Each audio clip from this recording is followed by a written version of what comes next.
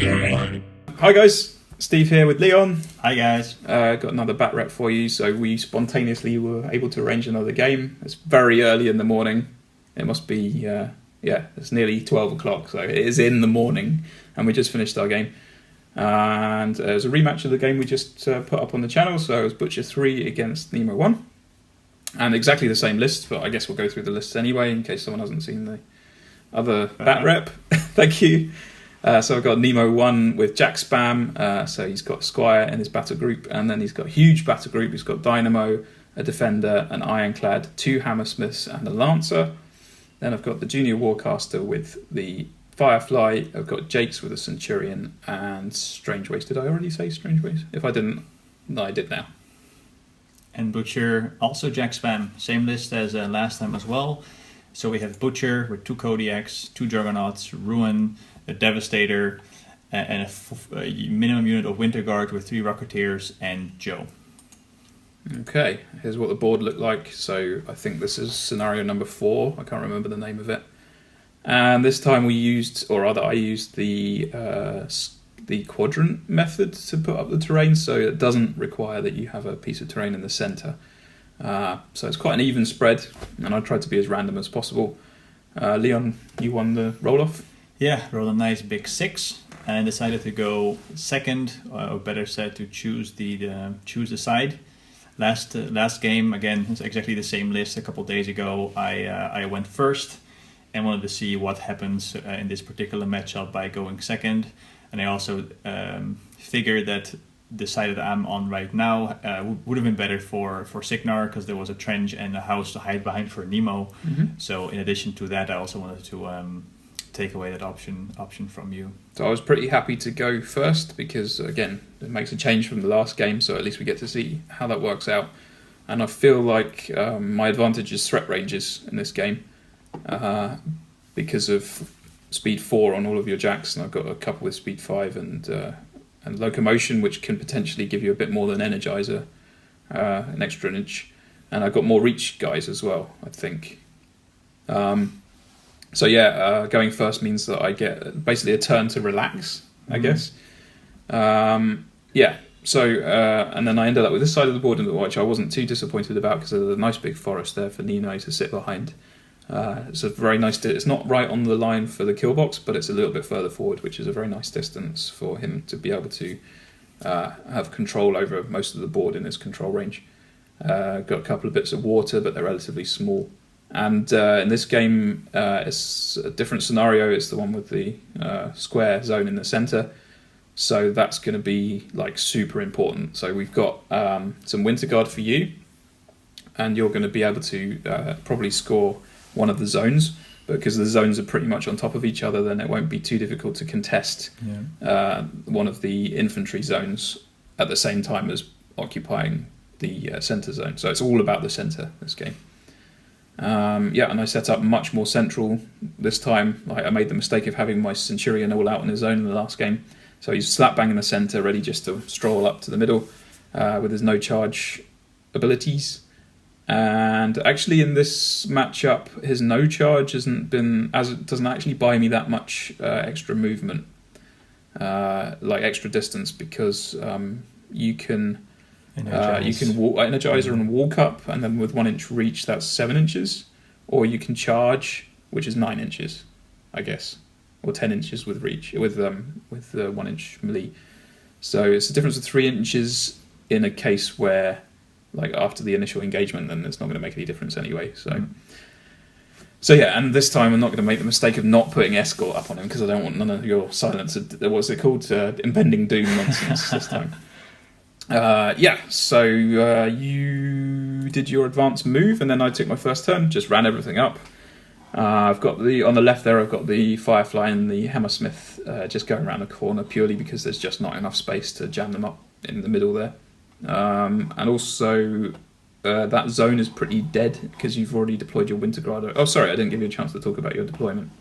So I'm less screwed than last time. I want to give the Winter Guard the option to at least score that zone if I manage to clear things out. Then Butcher is on their side to support Winterguard in case some jacks make it to that zone on the side. Maybe I can pick off some jacks with Butcher on the flank. In the center it'll be harder because there's so many jacks there. It just exposes Butcher too much. So that's why I want to have Butcher at least be close enough to that infantry zone to help them out. 2 Kodiaks in front of him because there is a Dynamo on the other side which could really hurt Butcher, especially with locomotion. It's a respectable threat range. Then, unlike last time, I had the 2 Juggernauts tag teaming it. I felt last time they didn't really provide any protection from each other, and I saw you sort of Hammersmith tag teaming it last game, which really worked out because you're always going to get a counter charge, even if you want to take one out. So I want to do the same thing with the Juggernauts. The Devastator, as you have seen on the next picture, did he advance move? He was just there to stand in the way, contesting both zones on the left side of this picture. And because Ruin died twice without any meaningful impact in the last 2 turns, I really kept him back and really wanted to have him as a second or last wave to contribute later in the game. I think that's sensible. Like Ruin can be nasty to send up front in some matchups, but in this case with so many jacks, so whoever you don't charge will still be able to kill you on the next turn, and that's the same on both sides. But Ruin has got that 13-inch charge, and everything else is charging 10 or something. So it means that Ruin can always be behind and always threaten about the same distance. It's so tempting, though, to let him go first because he's so fast. To put early pressure on your movement. But again, I've tried this a couple of games and he always just died. But what you did on the last game where you put him up behind the forest and then knowing that you can energize it into the forest and then charge him, I like that a lot. That's really nice. So maybe because of the sides that you got, you didn't have the forest, but... Yeah. No, I think it's the right decision for him to hang back and chill and then come in when the time's right. So my first turn looked like this. Everything's just running up the centre. I cast Deceleration just for practice. Like, it's not going to do much in this game, but it's just to make sure that I get in the habit of casting it on the first turn. Same with Sidekick up on the Centurion. Doesn't help him that much in this first turn, but it's good practice. I also cast Lightning Shroud on Dynamo, just not really any reason for it. It didn't help in the game at all. Got Arcane Shield, because I can't Arcane Shield the Centurion, tokens, right? So it's quite sorry? Because your power tokens. I'm casting all those spells. Making sure that I get my power. Yeah, exactly. So getting Arcane Shield up on someone, in this case the Hammersmith on the right. And then over on the left you've got Hammersmith and the Firefly. I was a bit stupid getting the Firefly too far away from the Journeyman Warcaster already. So maybe I should have chosen, the Defender to put Arcane Shield on and then moved a bit further over. Having reposition on the solos is really nice because you can get them where you want to and still cast their spells. And so those 2 are over on the left just because there wasn't enough space to squeeze them through the forest and the water there. And for some reason I felt like that round zone on the left was worth being near, but in actual fact it's a dead zone in this game because your Winterguard and Butcher are going to be worried about the right hand zone, so no one's going to be scoring any points because there's no solos scoring. No one's going to be scoring any points in that left hand zone, so I didn't have to worry too much about your threat ranges, which meant I could go up as far as I needed to. That's that. So I'm ready to hopefully the possibility of being able to disrupt your jacks up front on the next turn. So here's what you did. The one thing that worried me in moving forward was Dynamo, knowing that you can take out pretty much one jack a turn. So I was a little bit scared to move too far up, but going from left to right, the Devastator, like I said before, just walked up, dumb play here, just, he does what he does, he's standing there contesting both zones. Then the 2 Juggernauts basically protect him in case you want to be very aggressive. You actually had the distance to charge the Devastator with the Hammersmith. So in this case, I have 2 Juggernauts to follow up if that happens. The Kodiaks both did what they do. They both had a Cloud Wall up, Trampling, Cloud Wall, and then Butcher moved behind them. And Ruin is again hanging back, and Energizer then made me reshuffle a couple of jacks. So you see that the Kodiak there is a little bit further forward, fully expecting Dynamo to probably wanting to take him out early in the game. And then lastly, the Winterguard moved towards the zone. Bad play on my part because I move them. We were still in range of Dynamo in case you wanted to pick off some of those sacrificial pawn models, but too far back still for me to just walk them into the zone next turn. So that was badly planned.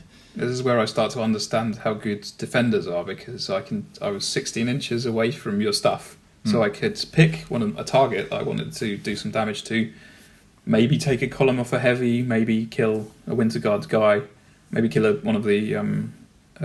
You were actually more careful with the dogs, but in another game maybe I could take out one of the dogs.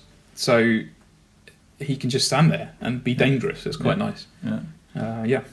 In here, I already with deployment and also during the game, I felt confused as to what to do with the Winter Guard, because of course the main reason for them being there is to protect Butcher from shooting, which again there's Dynamo, so taking away 3-4 shots is actually quite good against, considering what Dynamo does. I also could have used them as a screen just to be in the way in front of my army, or like I chose to do here, more of an objective grabber, or making sure I can score some points there. But like you said in the beginning, considering these zones are so close together, and it's easy to really contest the infantry zone, so to speak, with having a jack there on the edge. It was probably the wrong choice out of the 3 options I had to play Winter Guard this game, because it was actually quite unlikely I would be scoring with them anyway. So I should have either held them back as a proper sacrificial screen for later in the game once things cleared out, or just have them in front of my army to annoy you. So the rockets are really important because you can do some serious damage to jacks. Yeah, they're nice. Those. And then the rest of the guys are really just ablative wounds for Butcher. Yeah, and it's kind of hard to have the rocket safe enough so they can actually shoot a couple turns while still having a screen that can annoy you, right? Like a kind of either or. So that was a bit of a toughie. I think, like I said, I think that the choice I made here was probably the least, the worst of the 3 options to have them in this game. But hey. And then you got your smoke up to protect Butcher from my shooting. Yeah. Because he looks like he's within 15 inches of Dynamo at this point. And he's not in the trench, so if the smoke wasn't there, then he would be in trouble already. Yes. So this is quite nice for me because with my extended, changeable control range, and the fact that I can feat and get like 4 or 5 of your jacks in the feet, and then still afford to boost the damage from the feet. So this was my opportunity to see if Nemo's feat really is all that. And so my plan is to feat and disrupt your front line of jacks. And then basically, because I could charge a couple of my guys in and probably take out maybe 1 or 2 jacks. But that's kind of setting up a peace exchange that might not end favourably for me. So what I can do is I can disrupt your front line and then position all of my jacks ready to do a ridiculous alpha on the following turn after that.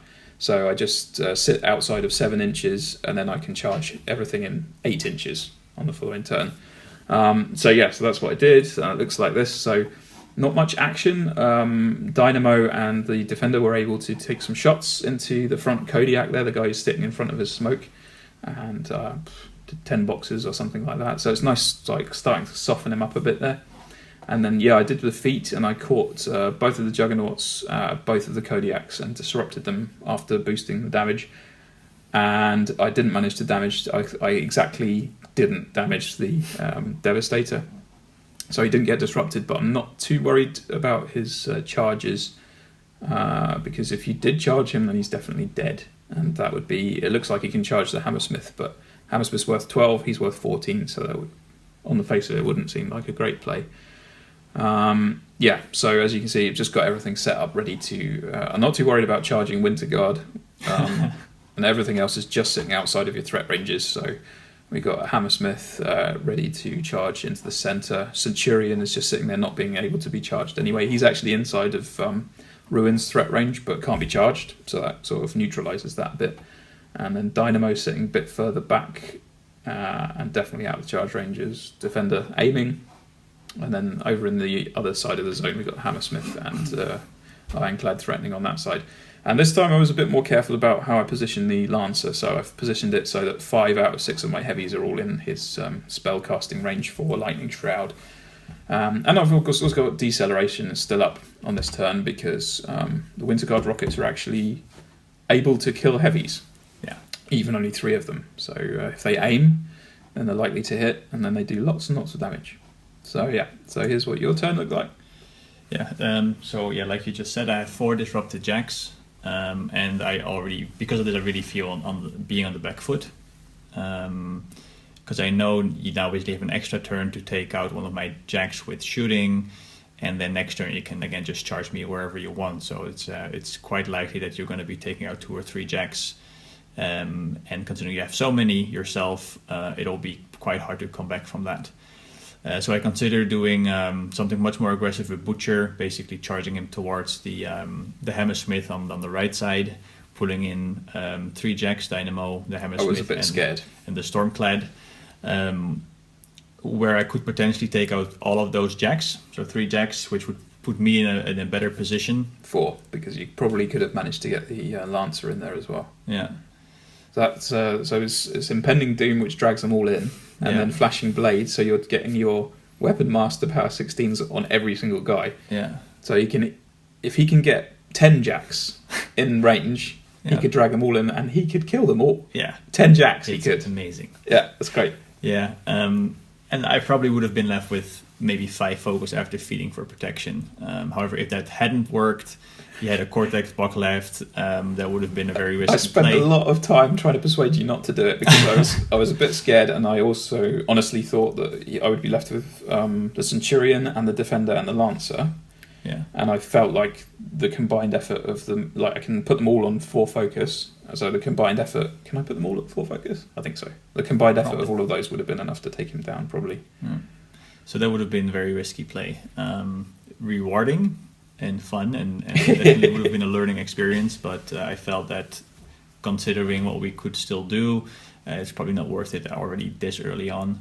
It's still an option for later, so I played a bit more conservatively. Started with the Rocketeers and the Winter Guard, and I had a very successful turn of shooting with the Rocketeers, taking off half of the boxes on Dynamo. Yeah, he still had all his systems active, but then you did something else to him to take down his spear. A CRA with 2 Winter Guard and taking out a spear. So that was very nice, because that's definitely very dangerous also for Butcher maybe later in the game. That's good value for Winter Guard taking out my melee threat on Dynamo in this list. Yeah, I know how much you love this melee threat, so it was satisfying to take it away from you. Then on the left side, I slammed the Hammersmith. I wanted to have the Devastator further up the board, so I thought might as well just do this and cause some mobility issues for you by having him in the forest and whatnot. But I rolled a double 1 on to hit, so he wasn't going anywhere. First dice roll of the game, actually, because I did this first. Yeah. And then I did the Winter Guard, so Correct. double 1 first die roll. That's amazing. Then in the center, same thing. I trampled the Kodiaks forward, making a cloud screen for Butcher to hide behind, and everything else shuffled forward to create overlaying threat ranges and counter charge possibilities. And I actually forgot to do anything else with Butcher, so I'm sitting on 6 focus. I probably would have energized if I hadn't moved on to my next activation so soon. So that was it. Yeah. So this looks all right to me. I can probably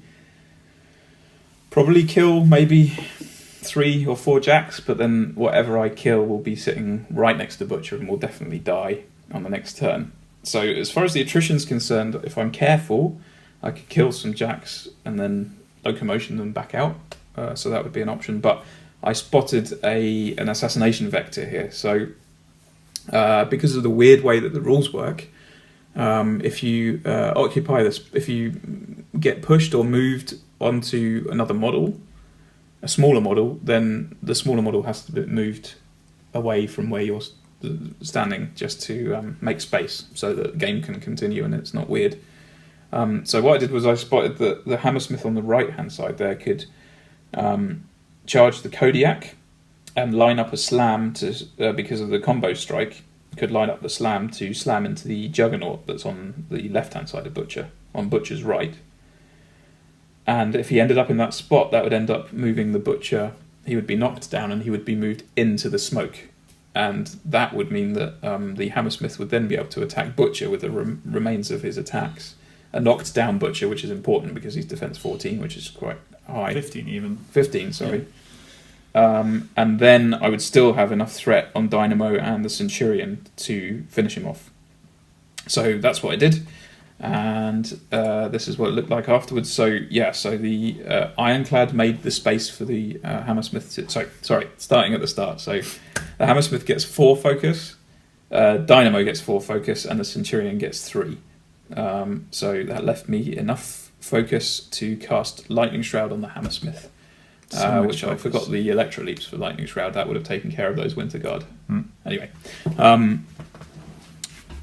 so we've got a very dangerous Hammersmith, a very dangerous Dynamo, and a sort of almost very dangerous Centurion. The Ironclad had a focus from power up, so he was able to take out the Winter Guard that was standing in the way of the Hammersmith to open up the charge lane. So then he charged the Kodiak, and it worked exactly as we said. So he started with his 2 initials. They both beat back, so he was in base contact with Butcher, and that meant that even if I rolled a 1 on the slam, then Butcher would be positioned towards me rather than away from me.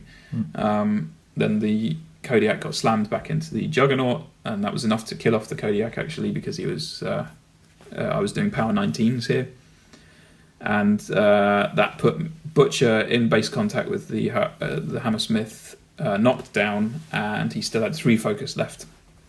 So despite the fact that Butcher was camping 6, was able to do some pretty decent damage with the remaining 3 attacks. So it was at dice -4 each time, because I was at dice +1 on the damage, and then your focus was taking away 5 each time. So this was pretty nice damage, and took him down to less than half his boxes.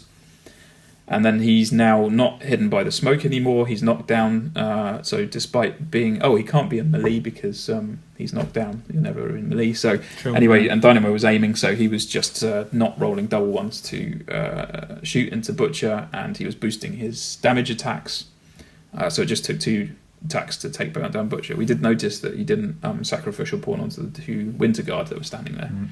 But in actual fact, I still had my major damage dealing attacks left over, so it was quite likely that he would finish. There's only 2 Winter Guard there. And even if Dynamo didn't finish the job, then the Centurion could just charge in and take him down. Because those auto-hitting attacks with shooting are just amazing. I mean, this is why you've got to be able to knock down casters, because they are super vulnerable.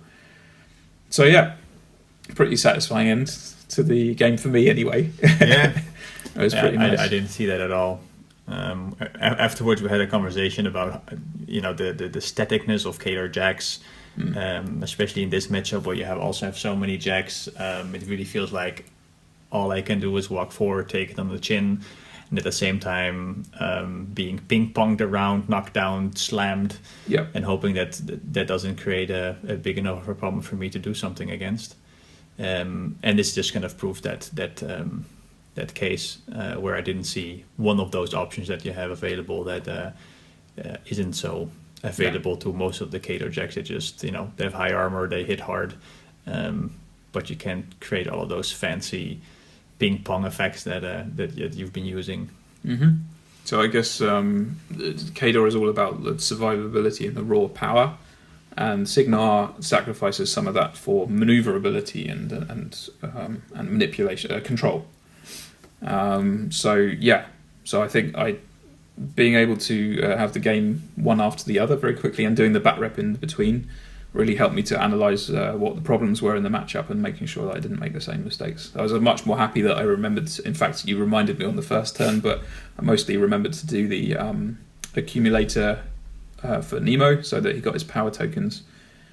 And again, this many jacks with decent threat ranges and each one's got a different trick that he does, so you can not charge him, or I can knock you down, or I can slam you at an angle of my choosing, which is pretty huge on those Hammersmiths. And also have power 19, so putting the Lightning Shroud up on, you can hot swap Lightning Shroud, so if you want to take down a Colossal, that's no problem. And although I still haven't had the opportunity to use it, Dynamo doing his crazy high power melee attacks is something that's going to happen soon. I haven't done the maths, but I think I need to see if he's actually able to take out Colossals with that. So I liked it. I had a good game. It was interesting, definitely. Yeah. A bit too aggressive with Butcher. Yeah. So I guess like when you've got that many jacks looking at you across the table, then he needs to be behind some more dudes, I guess. Yeah. But Ruin didn't get killed. Yeah, no, that's an accomplishment. I'm happy that I achieved that number one goal. In fact, if I hadn't seen this assassination angle, then yeah, I would have been losing a lot of jacks on the next turn. So I would really need to have done a lot of damage. Yeah.